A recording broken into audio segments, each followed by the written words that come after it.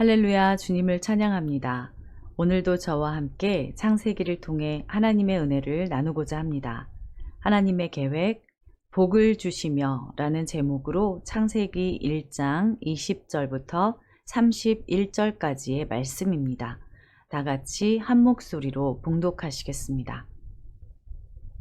하나님이 이르시되 물들은 생물을 번성하게 하라.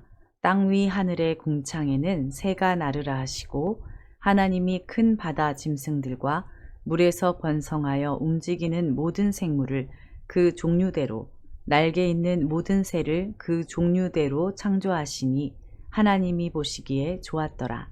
하나님이 그들에게 복을 주시며 이르시되 생육하고 번성하여 여러 바닷물에 충만하라. 새들도 땅에 번성하라 하시니라. 저녁이 되고 아침이 되니 이는 다섯째 날이니라. 하나님이 이르시되 땅은 생물을 그 종류대로 내되 가축과 기는 것과 땅의 짐승을 종류대로 내라 하시니 그대로 되니라. 하나님이 땅의 짐승을 그 종류대로 가축을 그 종류대로 땅에 기는 모든 것을 그 종류대로 만드시니 하나님이 보시기에 좋았더라. 하나님이 이르시되 우리의 형상을 따라 우리의 모양대로 우리가 사람을 만들고 그들로 바다의 물고기와 하늘의 새와 가축과 온 땅과 땅에 기는 모든 것을 다스리게 하자 하시고 하나님이 자기 형상 곧 하나님의 형상대로 사람을 창조하시되 남자와 여자를 창조하시고 하나님이 그들에게 복을 주시며 하나님이 그들에게 이르시되 생육하고 번성하여 땅에 충만하라. 땅을 정복하라. 바다의 물고기와 하늘의 새와 땅에 움직이는 모든 생물을 다스리라 하시니라. 하나님이 이르시되 내가 온 지면에 씨 맺는 모든 채소와 씨 가진 열매 맺는 모든 나무를 너희에게 주노니 너희의 먹을거리가 되리라. 또 땅의 모든 짐승과 하늘의 모든 새와 생명이 있어 땅에 기는 모든 것에게는 내가 모든 푸른 풀을 먹을거리로 주노라 하시니 그대로 되니라. 하나님이 지으신 그 모든 것을 보시니 보시기에 심히 좋았더라. 저녁이 되고 아침이 되니 이는 여섯째 날이니라. 아멘. 성령께서 이 시간에 저와 성도 여러분들을 인도해 주셔서 우리 모두가 하나님의 진리의 말씀으로 충만해지는 시간들이 되시기를 소망합니다. 성도 여러분, 세상의 철학을 여러분들은 어떻게 생각하십니까? 세상의 철학은 우리 인간이 어디에서 왔는지, 어디로 가는지, 내가 왜 살아야 하는지, 그리고 우리가 무엇을 위해서 살아야 하는지, 또 인간은 왜 죽어야 하는지, 우리 인간의 존재 이유를 제대로 가르쳐주고 있나요? 아닙니다. 꼬리에 꼬리를 물고 계속해서 질문만 해댑니다. 하지만 성경은 이 하나님의 말씀은 그대로 보여주고 있습니다. 알고 싶지 않아도 제일 첫 페이지에 천지창조 사용설명서를 기록해 두신 것입니다. 우리 기준에는 아무리 배우고 아무리 성공한 사람으로 보인다 하더라도 하나님을 모른다면 죽을 때까지 무지한 인생으로 살다가 종국에는 실패한 인생이 되고 만다는 것을 여러분들은 잘 알고 계실 것입니다. 그렇다면 어떻게 살아야 창조 목적대로 잘 살아가는 것인지 오늘도 창세기 말씀을 통해서 우리 하나님께서 말씀하신 하나님의 계획을 더 깊이 알아가는 시간이 되셨으면 좋겠습니다. 하나님은 먼저 지난 시간에 물을 위아래로 나누시고 아래에 있는 물들은 한쪽으로 모아서 땅과 바다를 만드셨습니다. 그리고 궁창이라는 공간에 조명인 빛을 공들여서 만드셨어요. 그 해와 달과 별을 통해서 지구를 비추게 하셨고 이 빛을 통해 식물들은 광합성을 하고 성장하고 자라날 수 있게 해주신 것입니다. 이 모든 것들을 순환하도록 하셔서 식물과 동물들이 공존할 수 있는 1차적인 환경을 준비해 주고 계십니다. 그림으로 생각하면 캔버스에 밑작업을 다 해두신 겁니다. 자, 이제 본격적으로 창조의 그림을 그릴 차례입니다. 20절에서 23절까지의 말씀을 먼저 보도록 하겠습니다. 하나님이 이르시되 물들은 생물을 번성하게 하라. 땅 위 하늘의 궁창에는 새가 나르라 하시고 하나님이 큰 바다 짐승들과 물에서 번성하여 움직이는 모든 생물을 그 종류대로 날개 있는 모든 새를 그 종류대로 창조하시니 하나님이 보시기에 좋았더라. 하나님이 그들에게 복을 주시며 이르시되 생육하고 번성하여 여러 바닷물에 충만하라. 새들도 땅에 번성하라 하시니라. 저녁이 되고 아침이 되니 이는 다섯째 날이니라. 먼저 물에게 명령하십니다. 생물을 번성하게 하라. 그리고 새더러 하늘에 나르라 하시면서도 번성은 땅에서 하라고 영역을 지정해 주셨어요. 하늘을 계속 날기만 하는 새는 없죠. 그래서 새들이 땅에서 둥지를 틀고 알을 낳는 겁니다. 이렇게 다섯째 날에 바다에는 큰 바다 짐승들과 물고기, 생물들을 종류대로 만드셨고 하늘을 나는 새들도 종류별로 창조하셨습니다. 그런 후에 22절에 보면 하나님이 그들에게 복을 주시며 이르시되 이렇게 되어 있어요. 생육하고 번성하여 여러 바닷물에 충만하라. 새들도 땅에 번성하라 하시니라. 이처럼 바다의 물고기와 하늘의 새들이 하나님으로부터 받은 복은 생육하고 번성하여 땅에 충만하라는 복을 받았습니다. 이것은 숫자적인, 외적인 복입니다. 잘 자라고 새끼를 많이 낳아서 물에 가득 채워져라. 그리고 땅에 번성해라. 이런 복을 받은 것이죠. 그렇다면 땅 위에 사는 짐승들은 어떤 복을 받았을까요? 자, 이제 드디어 대망의 여섯째 날입니다. 24절부터 25절까지 읽겠습니다. 하나님이 이르시되 땅은 생물을 그 종류대로 내되 가축과 기는 것과 땅의 짐승을 종류대로 내라 하시니 그대로 되니라. 하나님이 땅의 짐승을 그 종류대로, 가축을 그 종류대로, 땅에 기는 모든 것을 그 종류대로 만드시니 하나님이 보시기에 좋았더라. 하나님이 보시기에 좋았더라. 네, 그들에게 복을 주시며 생육하고 번성하여 충만하라고 하지 않으셨어요. 그냥 하나님이 보시기에 좋았더라. 여기서 끝이 났죠. 우리 하나님께서는 세상을 창조하실 때 모든 일을 순서대로 한치의 빈틈도 없이 진행해 가셨습니다. 그런데 왜 이상하게 땅의 짐승들에게는 복을 빠뜨리고 주지 않으셨을까요? 왜일까요? 그 이유가 바로 여기에 나와 있습니다. 26절 우리 다 같이 읽겠습니다. 하나님이 이르시되 우리의 형상을 따라 우리의 모양대로 우리가 사람을 만들고 그들로 바다의 물고기와 하늘의 새와 가축과 온 땅과 땅에 기는 모든 것을 다스리게 하자 하시고, 네, 사람을 만들어 모든 것을 다스리게 하려는 하나님의 계획이 있으셨던 겁니다. 그래도 그렇지, 왜 하나님께서는 땅에서 태어나고 살아가는 짐승에게만 복을 내리지 않았을까요? 이상하죠? 왜 그랬을까요? 이것은 아마도 26절 이후에서 창조되는 사람들을 보호하기 위해서였을 것입니다. 만약에 그랬다면 아무래도 사람들이 그들을 정복하고 다스리고 살아가기가 쉽지 않았을 겁니다. 이 맹수들 보세요. 얼마나 위험했을까요? 그래서 우리는 짐승들에게는 충만하라는 복을 주지 않았던 이유가 바로 먼저 사람들을 배려하고 생각해 주셨고 사람들이 위험해 줄 수 있어서라고 추측을 할 수가 있습니다. 그렇다면 우리 인간이 하나님으로부터 받은 복은 무엇일까요? 계속해서 27절, 28절 읽겠습니다. 하나님이 자기 형상, 곧 하나님의 형상대로 사람을 창조하시되 남자와 여자를 창조하시고 하나님이 그들에게 복을 주시며 하나님이 그들에게 이르시되 생육하고 번성하여 땅에 충만하라. 땅을 정복하라. 바다의 물고기와 하늘의 새와 땅에 움직이는 모든 생물을 다스리라 하시니라. 28절에 보면 하나님이 그들에게 복을 주시며 하나님이 그들에게 이르시되 생육하고 번성하여 땅에 충만하라. 여기까지는 물과 바다의 생물들과 하늘의 새들이 받은 것과 똑같습니다. 그런데 여기에서 다른 부분은 땅을 정복하라. 바다의 물고기와 하늘의 새와 땅에 움직이는 모든 생물을 다스리라. 짐승과는 다르게 우리 인간에게는 바로 천지를 정복하고 다스리는 복을 더해 주신 것입니다.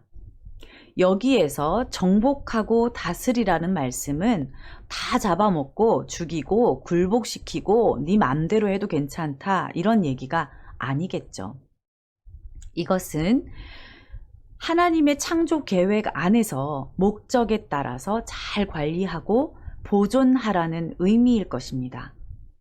하나님께서는 짐승과 사람의 창조를 분명하게 구분하셨습니다. 인간은 짐승들과 근본적으로 다르게 창조되었기 때문입니다. 다르게 이미 계획되었고 다르게 창조되었습니다. 다른 점은 26절과 27절에 나옵니다. 우리 다 같이 한번 읽겠습니다. 하나님이 이르시되 우리의 형상을 따라 우리의 모양대로 우리가 사람을 만들고 하나님이 자기 형상 곧 하나님의 형상대로 사람을 창조하시되.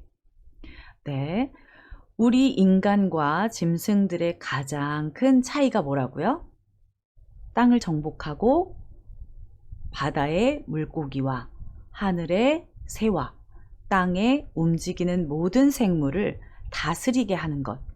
이것을 위해서 특별히 하나님께서는 우리 인간을 하나님의 형상으로 만드셨다는 겁니다. 오늘 이 말씀을 통해서 하나님이 자기 형상, 곧 하나님의 형상대로 사람을 창조하셨다는 목적이 뭐예요? 땅을 정복하고 바다의 물고기와 하늘의 새와 땅에 움직이는 모든 생물을 다스리게 하는 것. 이것을 위해서 하나님께서 만드셨다는 겁니다. 자, 그것이 가장 큰 차이점입니다. 그냥 일반적인 피조물들과 인간들의 창조와는 다른 점이, 가장 큰 점이 이것이죠. 우리는 하나님의 형상대로 만들어졌고, 그리고 하나님께서 만드신 세상을 다스리라고, 관리하라고 하나님께서 만드신 겁니다. 하지만 오늘날 우리의 인간은 죄로 인해서 하나님의 형상이 파괴되고 짐승처럼 살아가기도 하고, 때로는 짐승만도 못한 삶을 살아가는 인간들이 있는 것도 사실입니다. 아무리 그래도 자꾸 개 엄마, 고양이 엄마 이런 거 하지 마세요. 아무리 동물이 귀엽고 예쁘고 하더라도 나를 개 엄마로 만들지는 마세요. 고양이랑 형제를 만들지 마세요. 네, 가족처럼 느껴진다고 하더라도 동물과 인간은 엄연히 다른 존재입니다. 하나님은 다스리라고 하셨는데 함부로 해서도 안 되지만 요즘은 정말 상전을 모시고 살고 있더라고요. 저희도 죽어가던 베트남 고양이를 데려다가 벌써 한 9년째, 8, 9년째 키우고 있는데요. 동물은 사람보다 위에 두지 않으셔야 합니다. 하나님께서는 우리에게 멋진 사명을 주셨어요. 애쓰고 공들여서 천지를 창조하시고 우리에게 맡기신 거예요. 관리자의 사명을 감당하라고 하신 것입니다. 만약에 대기업의 회장님이 여러분에게 대표이사 자리를 맡기면서 회사를 멋지게 키워봐라 하고 주신다면 여러분은 회사 관리에는 나 몰라라 하고 기껏 월급 더 안 준다고 데모하실 겁니까? 당연히 아니겠죠. 우리는 피조물이지만 하나님이 주신 중요한 임무가 있는 사람들입니다. 여러분이 이 땅에서 잘 먹고 잘 살고 성공하고 자식들 잘 되고 이런 복을 위해서 기도하고 그것을 위해서만 쫓는다면 바다의 물고기들이나 하늘의 새들이 받은 복과 뭐가 다릅니까? 똑같은 겁니다. 저에게 바다 생물과 새들의 복을 주세요 하고 외치는 거랑 다를 바가 없다는 것입니다. 이 얼마나 어리석은 요구입니까? 대표이사 자리를 줬는데 저한테 수당 얼마 더 주세요 이렇게 얘기한다고 생각해 보십시오. 얼마나 어리석어요. 우리 인간이 이런 짐승의 수준의 복에 머물러 살아야 하겠습니까? 하나님의 창조 목적에 맞을까요? 잘 먹고 잘 살고 잘 싸고 시집 가고 장가 가고 아기 낳고 뭐 이렇게 사는 거, 짐승들도 그렇게 다 살아요. 그냥 짐승처럼 살고 있는 겁니다. 똑같아요. 다를 거 하나 없어요. 하나님께서 우리 인간에게 주신 복은 훨씬 더 위대한 것입니다. 자, 하나님을 모르는 세상 사람들은 숫자나 크기를 봅니다. 자동차, 아파트의 가격, 크기, 연봉의 액수, 사업의 규모와 크기, 요즘은 부모님의 재력, 집안, 뭐 이런 것들도 다 보더라고요. 유치원생들도 다 그런 것들을 따질 줄 알아요. 때로는 우리 교인들도 교회에서 교인들마저도 숫자나 어떤 교회 크기만 보는 분들도 계시고요. 어려운 개척교회보다는 큰 교회를 선호합니다. 명품 교회라고 하죠. 이름 있는 교회, 뭐 유튜브로 막 영상도 보시면서 그 훌륭한 목사님 설교를 막 유튜브로 들으면서 우리 교회 목사님은 왜 이렇게 못하냐 이런 식으로 얘기하시는 분들도 많이 봤습니다. 교회가 세속화되어 있기 때문에 그렇게 변질됐다라고 볼 수가 있죠. 이것은 그동안 우리가 다른 피조물들이 받은 복의 수준에 머물러서 살았다라는 증거입니다. 그것을 그대로 보여주는 것입니다. 저는 현재 아이들에게 한국어를 가르치는 일을 하는데요. 매주 토요일에는 초등학생 아이들에게 탈무드 동화를 가르치고 또 독서 토론을 합니다. 책의 내용이 대체로 돈보다 더 가치 있고 중요한 것은 지혜다라는 교훈을 담고 있는 경우가 많아서 그날도 문제를 던져주고 대답을 듣는데 한 여자아이가 이상하다. 돈이 제일 중요하다고 했는데 그러는 겁니다. 그래서 놀라기도 하고 재밌기도 해서 누가 그랬냐라고 물었더니 우리 엄마가요 그러더라고요. 아이에게 한참 설명을 해주고 돈보다 훨씬 중요한 것들이 많다는 것을 알려주었습니다. 세상은 이렇게 아이들에게 하나님의 말씀과는 반대로 가르칩니다. 또 어떤 분은 기독교인으로 살아가는 게 너무 힘들다라고 말씀들을 하시더라고요. 왜냐? 교회 다니는 사람은 본이 되고 모범이 돼야 하니 엄친아처럼 누구에게나 자랑할 만한 사람이 되어야 한다.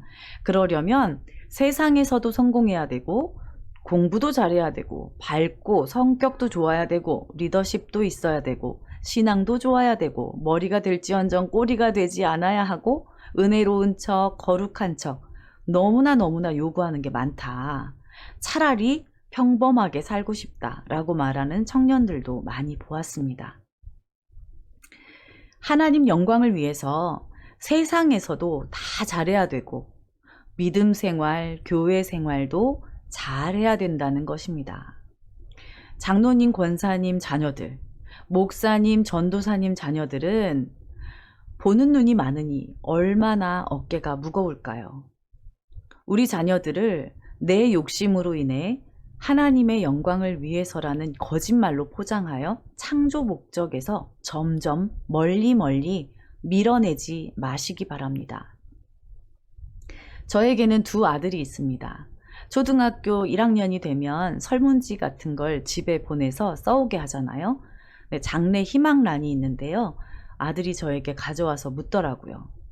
엄마 뭐라고 쓸까요? 제 장래 희망을 뭐라고 쓸까요? 라고 묻는 거예요. 그래서 제가 넌 뭐가 되고 싶은데? 라고 물었어요. 그랬더니 전 음악을 하는 사람이 되고 싶어요 하더라고요. 그럼 그렇게 써. 그렇게 얘기했어요. 그리고 이제 본인이 썼겠죠? 엄마는요? 그러더라고요. 부모님이 희망하는 아이의 미래도 있더라고요. 이제 아이가 궁금한 듯이 제 입에서 나올 말을 기다리고 있었습니다. 한참 궁금한지 이렇게 입을 쳐다보고 있더라고요. 그런데 제가 이제 설문지를 달라고 하고는 이제 빈칸에 써줬습니다. 하나님 안에서 행복한 사람. 그리고 말해줬죠. 엄마는 네가 무슨 일을 하고 어디에 있든지 하나님 안에서 행복한 사람이 됐으면 좋겠어. 아이는 만족한 듯이 감격한 듯이 눈을 초롱초롱 했습니다. 그러고는 얼마나 말도 잘 듣는지 그때부터는 공부와는 아주 거리가 머나 먼 행복하기만 한 사람이 되었죠. 하나님 안에서였기를 바랍니다. 네, 올해 25살, 24살이 된 우리 두 아들은 모두 창조적인 음악 활동을 하고 있습니다. 얼마 전에 큰아들이 자기는 꿈을 이뤘다고 고백을 하더라고요.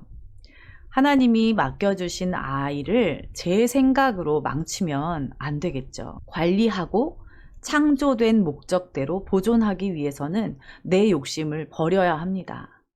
저도 저희 자식들이 지금 나이가 이제 20대 중반이 됐는데 제 경제적인 부담을 덜어주면 얼마나 좋겠어요. 하지만 그것도 하나님께 맡기는 겁니다. 아이에 대한 문제에 대해서는 항상 맡깁니다.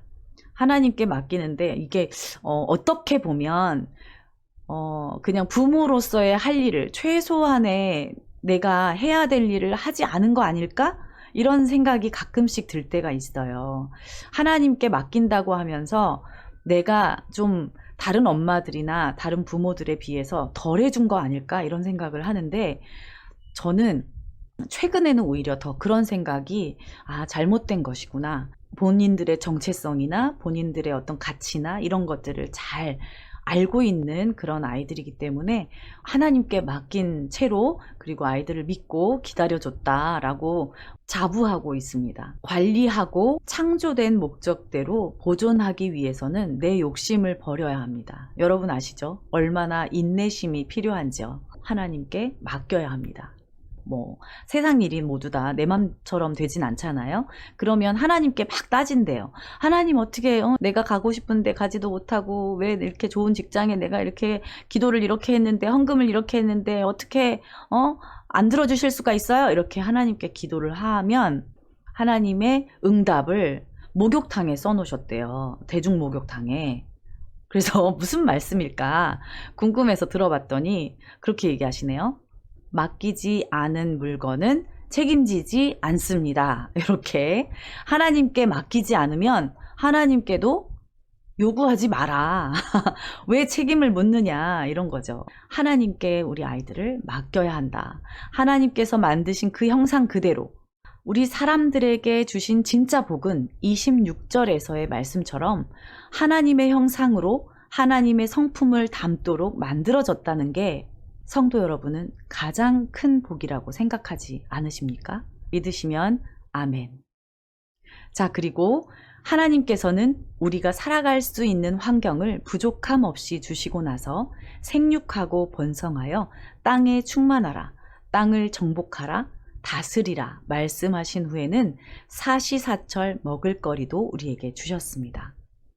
자, 다 같이 29절에서 30절 말씀 읽겠습니다.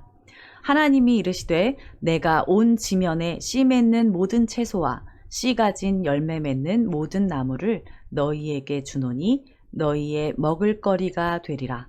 또 땅의 모든 짐승과 하늘의 모든 새와 생명이 있어 땅에 기는 모든 것에게는 내가 모든 푸른 풀을 먹을거리로 주노라 하시니 그대로 되니라.